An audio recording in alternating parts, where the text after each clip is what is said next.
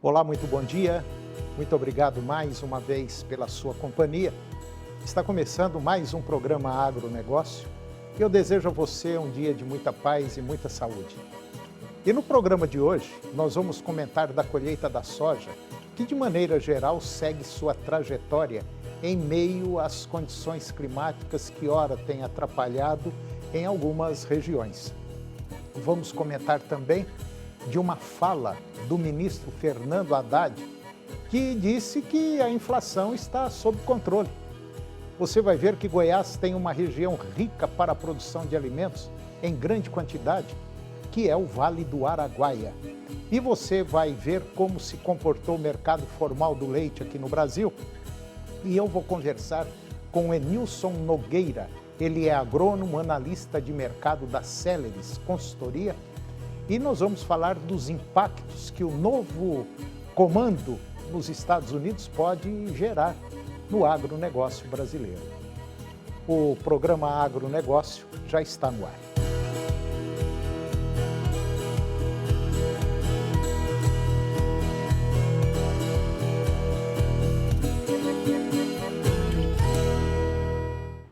Eu começo o programa de hoje falando da colheita da soja, que de maneira geral segue a sua trajetória em meio às condições climáticas que ora tem atrapalhado em algumas regiões.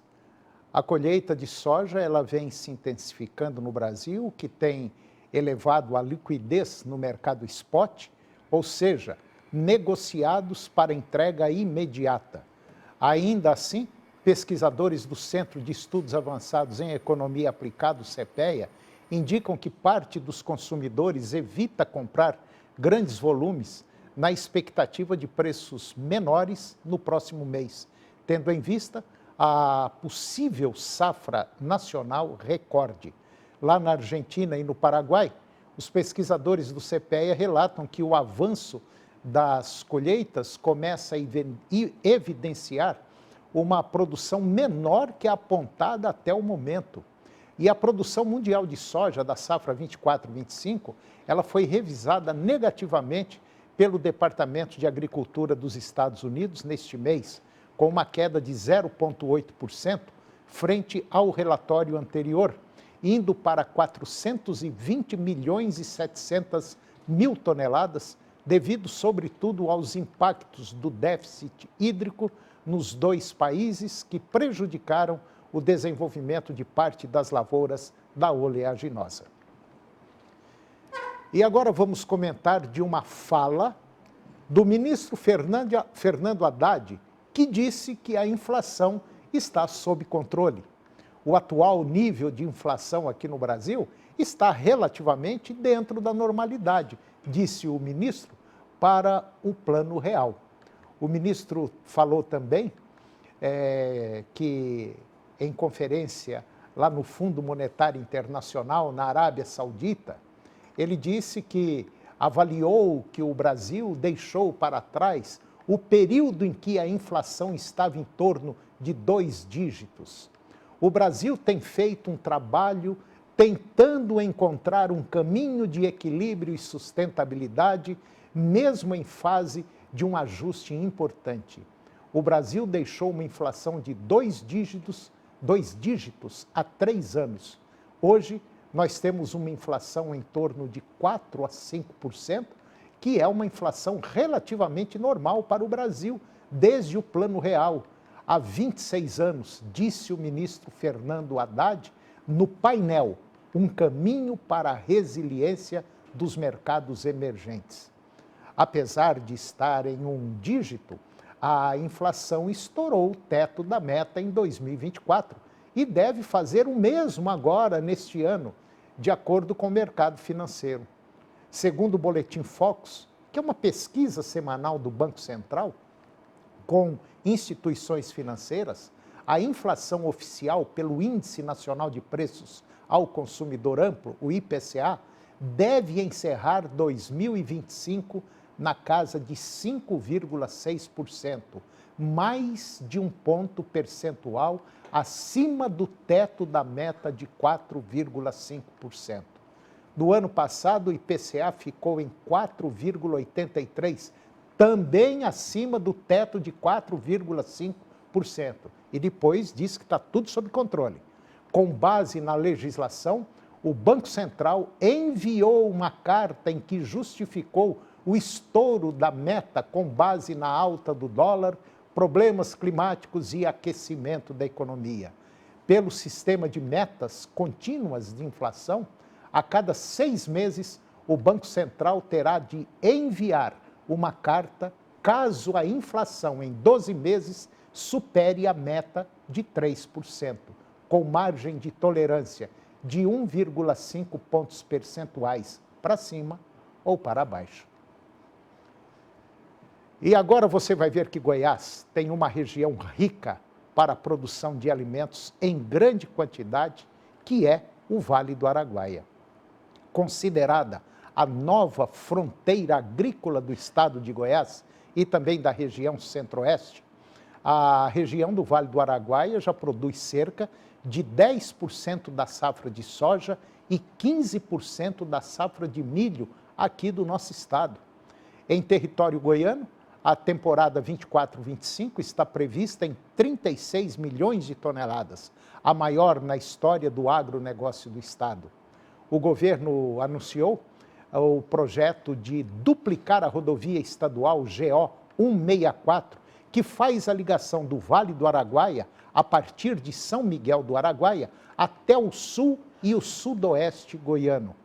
Além disso, serão recuperados 1.000 quilômetros da malha rodoviária goiana, com foco em importantes estradas da região produtora. Além da grande disponibilidade de terras, outro fator decisivo para que a região se destaque no agronegócio é o seu enorme potencial hídrico. Com irrigação, nós podemos transformar uma área de pastagens degradadas e produzir 3 vezes mais que em uma área não irrigada. Apesar de estar se tornando rapidamente na maior fronteira do agronegócio brasileiro, o Vale do Araguaia ainda enfrenta grandes desafios. O maior deles é a oferta de energia elétrica, principalmente no que diz respeito à indisponibilidade de carga. Muitos produtores ainda têm de usar geradores de energia, o que torna o custo de produção muito alto e, para a maioria, inviável. O grande gargalo no Vale do Araguaia é que não temos na região uma empresa de transmissão. E agora vamos comentar um pouquinho do mercado formal de leite aqui no Brasil. De acordo com dados preliminares da pesquisa trimestral do leite do IBGE, a captação formal de leite no Brasil no 4º trimestre do ano passado totalizou 6 bilhões 750 milhões de litros, um expressivo crescimento de 4,1% em relação ao mesmo período de 2023. Esse volume representa um dos maiores já registrados para o período, ficando atrás apenas do 4º trimestre de 2020, quando a captação atingiu 6,8 bilhões de litros. No acumulado do ano, a captação estimada ficou em 25,15 bilhões de litros, número que também só perde para 2020, quando foram captados 25 bilhões 630 milhões de litros. O desempenho positivo do setor no último trimestre do ano, ele foi sustentado por uma combinação de fatores que favoreceram a produção. O preço do leite apresentou significativo crescimento ao longo do ano, especialmente no segundo semestre, o que estimulou a produção. Além disso, os custos de produção permaneceram estáveis, garantindo uma rentabilidade mais elevada para os produtores. O fechamento positivo de 2024, aliado a preços ainda favoráveis e a ausência de grandes desafios climáticos no horizonte, sugere que a produção de leite deve continuar a sua trajetória de crescimento no primeiro trimestre deste ano. A expectativa é de uma continuidade da recuperação da captação impulsionada por um ambiente de mercado mais estável e rentável para os produtores. E agora vamos comentar do mercado do café. O café é uma commodity mundial e o que significa que seu valor no mercado interno brasileiro é diretamente influenciado pela cotação do mercado internacional. Na Bolsa de Nova York, por exemplo, o preço do café arábica entre janeiro de 2024 e dezembro de 2024, ele disparou uma alta de 66%. Já o café Conilon, na Bolsa de Londres, teve uma valorização ainda mais acentuada, um aumento de 79%. E esse cenário de oferta abaixo da demanda fez com que os preços subissem vertiginosamente, afetando diretamente o mercado brasileiro. Como o Brasil é o maior produtor e exportador mundial de café, o preço que pagamos aqui no país reflete em grande parte a cotação internacional multiplicada pela taxa de câmbio. Na safra 24-25, a produção mundial de café aumentou 4%, totalizando 174 milhões de sacas. No entanto, o consumo mundial também subiu, o que reduziu drasticamente os estoques. O estoque final de café ele foi o menor registrado nos últimos 25 anos, com 20,9 milhões de sacas, o que provocou um aumento significativo nas cotações internacionais. No Brasil, a produção de café também passou por uma queda. Entre 2024 e 2025, a área plantada foi reduzida em 1,5%, o que resultou em uma diminuição de 4,4% na produção. Isso tudo contribuiu para uma oferta limitada de grãos no mercado interno. A taxa de câmbio também teve um papel crucial no aumento dos preços do café. Em 2024, o café de qualquer qualidade superior chegou a custar entre R$ 2.500 e R$ 2.900 uma saca, um valor muito superior ao praticado em anos anteriores. E depois do intervalo eu vou conversar com Enilson Nogueira, ele é agrônomo, analista de mercado da Celeris Consultoria, e nós vamos falar dos impactos que o novo comando nos Estados Unidos pode gerar ao agronegócio brasileiro. Nós voltamos já, é um minuto só.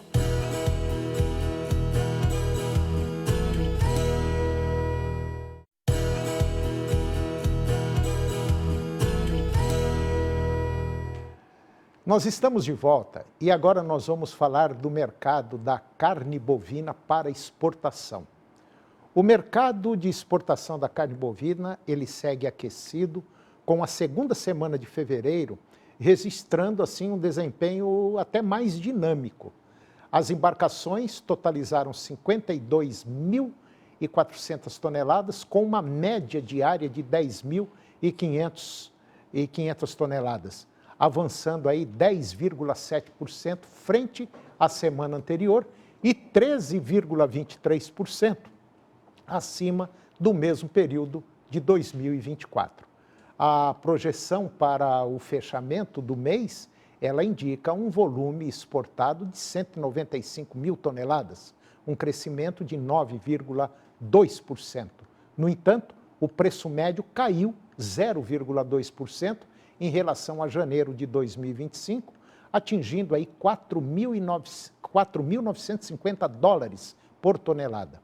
Apesar disso, a receita acumulada já soma 494 milhões de dólares, com uma média diária de 49 milhões e 400 mil toneladas, um crescimento de 16%, indicando aí um fluxo financeiro positivo para o setor. No mercado físico, o boi gordo começou a semana aí, vamos dizer assim, marcando estabilidade, uma estabilidade em algumas praças e recuo em outras praças. Entretanto, nenhuma valorização. E agora eu vou conversar com o Enilson Nogueira. Ele é economista, é analista de mercado da Celeris Consultoria. E nós vamos falar dos impactos que o novo governo americano, ele pode gerar aqui no nosso país, principalmente no agronegócio. Enilson Nogueira, muito bom dia, muito obrigado pela sua presença, é um prazer tê-lo aqui. Tá tudo bem, Enilson? Bom dia, Antônio, tudo bem? Agradeço o convite, acho que é uma boa oportunidade para a gente falar um pouco das certezas e incertezas que toda essa mudança política e econômica gera, né? Outro dia eu disse aqui no programa o seguinte, o Trump ele pode ser doido, afoito, mas não é louco, entendeu? Quer dizer, ele está soltando foguete para tudo quanto é lado, está fazendo estardalhaço, mostrando espingarda de 2 canos para muita gente, mas eu acho que lá no fundo, ele sabe que tem alguns países que ele não pode estar mexendo muito. Ele disse outro dia que o Brasil não era muito importante, mas é muito importante sim, né? De fato, e não só o Brasil enquanto um país do Ocidente, que está muito bem alinhado com as discussões e acordos econômicos com os Estados Unidos, mas também um Brasil agrícola, né, que traz harmonia, traz competitividade para produtos e cadeias que não só são cadeias brasileiras. A gente vê consumidores de suco de laranja, açúcar, café brasileiro que estão em territórios norte-americanos, que depende da cadeia, da roda girar aqui no Brasil para ter um bom desempenho, um bom funcionamento das suas cadeias, né? Então, assim, a gente acaba olhando toda essa discussão do Trump sob um viés talvez muito ideológico, mas de forma muito pragmática. É possível ter certezas e incertezas, entender um pouco dos cuidados que ele vai ter para a política interna e política global. A meu ver, parece que o problema é mais pessoal do Trump com a nossa política aqui do que propriamente com a economia. Porque a gente sabe que o agronegócio brasileiro, a gente fala também, eu considero o agronegócio brasileiro como o supermercado do planeta. Quer dizer, é um setor importante não só para nós, mas para uma boa parte do mundo, né? Representa segurança. De fato, a agricultura brasileira está dentro dessas engrenagens de segurança alimentar, segurança energética do restante do mundo. Naturalmente, a gente teve um alinhamento comercial mais recente nas últimas 2 décadas com China, do ponto de vista de exportação de grãos, de proteína animal, mas os Estados Unidos nunca deixou de ser um parceiro econômico relevante para a agricultura e para outros setores, né? Então, muito do que é feito aqui impacta lá e muito do que é imaginado, feito de política lá, tem capacidade de impactar o dia a dia do produtor rural aqui no Brasil. Na visão da Celeris, na visão de vocês que são economistas, vocês são muito objetivos quanto a números, quanto a situação, quer dizer, vocês olham toda essa movimentação, que às vezes nós normais, vamos dizer assim, a gente não olha muito. E vocês têm que estar sintonizado, ligado em todos os processos, em todos os acontecimentos ao redor do mundo. E a gente sabe que a Celeris é uma mega de uma consultoria aí de ponta e que vocês estão aí entre os principais aqui do Brasil, da América Latina. Como é que vocês estão enxergando isso tudo? É mais um oba-oba avisando o seguinte, abri a porta e falei, cheguei e estou aqui no pedaço e tal. Eu acho que é mais ou menos isso, na minha visão. Não sei a visão assim, economisticamente falando. Legal esse ponto, e assim, trazendo um pouco desse pragmatismo do mundo da economia, da visão dos economistas, acho que de forma direta, a gente depende muito de quais serão as medidas efetivamente tomadas pelo governo ao longo dos próximos anos. Acho que um impacto importante, pensando principalmente em agricultura, é como é que ele vai direcionar a discussão de comércio internacional com a China. Por quê? Se a gente puxar isso na memória, e aí trazendo até também uma frase de um economista, o economista nada mais é do que um bom historiador focado em questões econômicas. Então, quando a gente traz ali 2018, foi um período em que toda essa tensão Estados Unidos e China se elevou, e o impacto disso foi, primeiro, uma diminuição dos fluxos, principalmente de grãos, entre esses 2 países, e os chineses buscando soja, milho, algodão do Brasil. Então, um eventual ruído, crise das relações econômicas e comerciais entre esses dois países tende a beneficiar a agricultura brasileira, principalmente os produtos que a gente exporta para a China. No passado era quase sempre soja, mas hoje a gente já tem uma pauta diversificada de produtos. A gente manda soja, milho, pluma de algodão, proteína animal, em especial bovinos, para o mercado chinês. Então, essa rusga, um eventual problema comercial entre os dois países, pode ser considerado como oportunidade aqui no Brasil. Do outro lado, acho que é um grande elemento, e esse principalmente para os produtores que nos assistem, para a turma da indústria do mercado local, é que tudo isso acaba trazendo instabilidade e complexidade para a tomada de decisões. Então a gente vê, no dia que você tem um anúncio do Trump, um tweet do Trump, câmbio mexe, juros mexe, preço internacional mexe. Então, toda essa incerteza acaba sendo um fator de complexidade para a tomada de decisão dos empresários aqui do Brasil, seja dentro da porteira, antes da porteira ou no pós-porteira. Eu acredito, eu tenho quase certeza absoluta, principalmente em relação à China, que a China vai continuar comprando tranquilamente do Brasil, porque ela precisa do nosso país. Tanto é que agora ela está, parece, trocando assim muito carinho com a Bolívia, com Colômbia, enfim, com alguns países aqui da América Latina, porque ela sabe que a nossa região é uma região altamente produtora, altamente produtiva. E isso daqui, como eu disse já, representa segurança para eles também, né? Então eu não vejo assim, a princípio, eu acho que é mais barulho do que uma coisa assim, concreta, que vai prejudicar, que vai atrapalhar. Vai ter esses, sobe dólar, desce dólar, daí 2 dias volta de novo. Então, eu acho que isso vai continuar acontecendo, faz parte, vamos dizer assim, do métier do Trump.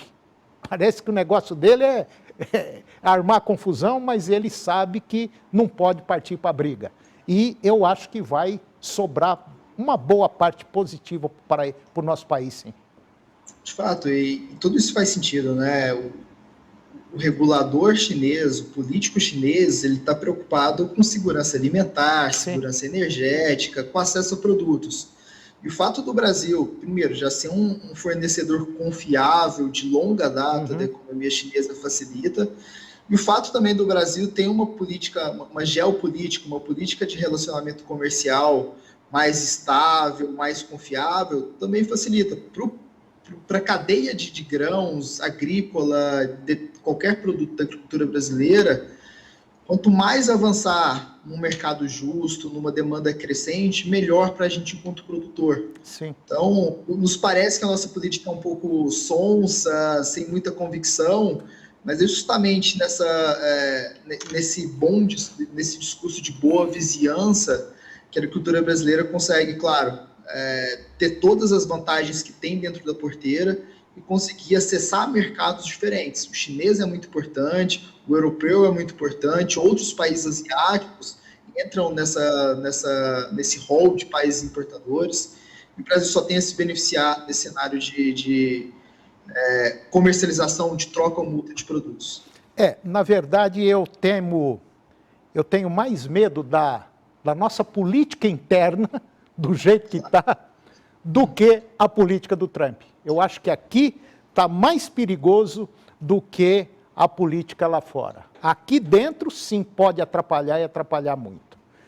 Faz sentido, e até trazendo para o mundo agrícola, talvez isso é algo que a gente tem falado com os nossos clientes, direcionado bastante nosso discurso, que talvez o principal risco de 25 e 26 seja uma discussão de juros altos aqui no Brasil, que aumenta muito o custo de dívida, custo de financiamento do produtor rural e do segmento como um todo. É verdade. E isso está alinhado com o cenário externo. Claro, a gente fala internamente, nós temos nossos problemas fiscais, de comunicação, de clareza, mas uma leitura importante é que quando a gente olha principalmente para a discussão de Trump, seja por uma questão de incerteza e também por uma série de políticas lá fora um pouco inflacionárias, seja porque vai aumentar a dívida norte-americana, seja porque tende a aumentar as tarifas contra outros países, a leitura que hoje o mercado tem é que para os próximos anos os Estados Unidos possa ter uma taxa de juros mais alta lá fora. É Isso acaba coordenando taxa de juros ao longo do mundo. Então, lá fora está alto, cara, dificilmente aqui no Brasil a gente vai ter espaço para uma queda de juros, principalmente quando a gente olha esses elementos de política interna que você colocou, Antônio. É verdade. Bom, isso acaba exagerando ou aumentando ainda mais os problemas financeiros aqui no país. É verdade. Eu conversei com o Enilson Nogueira, analista de mercado, economista e analista de mercado da Celeris Consultoria, e eu tenho certeza, Enilson, eu quero trazer você mais vezes aí, que essa conversa é muito boa e ela mexe um pouquinho, porque nós temos que passar isso para frente, essa visão de mercado que vocês têm aí é muito importante. Meu querido, muito obrigado por essa conversa, pela entrevista e até a próxima oportunidade. Obrigado. Eu agradeço, Antônio, e fico à disposição. Um abraço, obrigado, meu irmão. Um abraço. E o programa de hoje chegou ao fim. E eu termino o nosso programa com a seguinte frase: a sabedoria consiste em saber o que se vai fazer depois. Muito obrigado pela sua companhia, que Deus nos abençoe e até o próximo programa.